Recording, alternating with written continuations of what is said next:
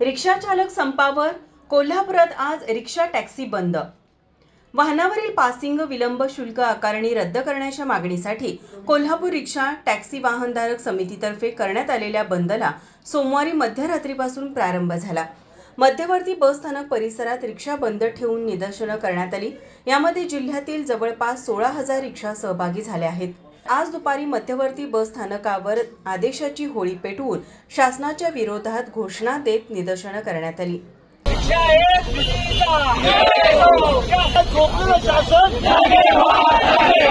हे आंदोलन सायंकाळी 5 वाजेपर्यंत सुरू राहणार आहे. या आंदोलनामध्ये गडिंग्लज, मलकापूर, इचलकरंजी, जयसिंगपूर, गारगोटी, कागलसह सर्व तालुक्यात रिक्षा बंद ठेवण्यात आला आहे. या आंदोलनादरम्यान बोलताना ॲडव्होकेट बाबा इंदुलकर म्हणाले, रिक्षा पासिंगचा दंड आमच्या मुंडक्यावर जो लावलाय तो आम्ही भरणार नाही म्हणून कोल्हापूर शहरातल्या 19 संघटना एकत्र आल्या. शासनाला आम्ही ठणकावून सांगितलंय की आम्ही हा दंड भरणार नाही. याचं कारण सुद्धा समजून घेणं गरजेचं आहे.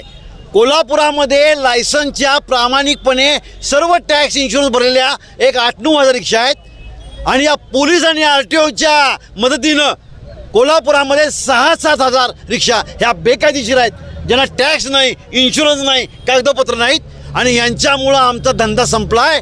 जिथं 1000-1500 रुपये धंदा व्हायला पाहिजे. आम्ही आव्हान दिलं शासनाला की तुम्हाला मुख्यमंत्र्याला कोल्हापुरात यायचं असेल तर हे सगळं माफ करून कोल्हापुरात आलं पाहिजे, नाहीतर मुख्यमंत्र्यांना कोल्हापूर त्याच्या नकाशातून विसरून जावं. आम्ही मुख्यमंत्र्याला जोपर्यंत ह्याचा मार्ग निघत नाही तोपर्यंत रिक्षा चालक कोल्हापुरात या मुख्यमंत्र्याला पाय ठेवू देणार नाही.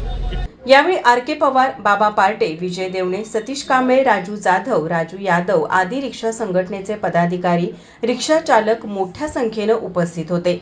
कॅमेरामन नाज अत्तारसह अमृता पवार, माझा महाराष्ट्र, कोल्हापूर.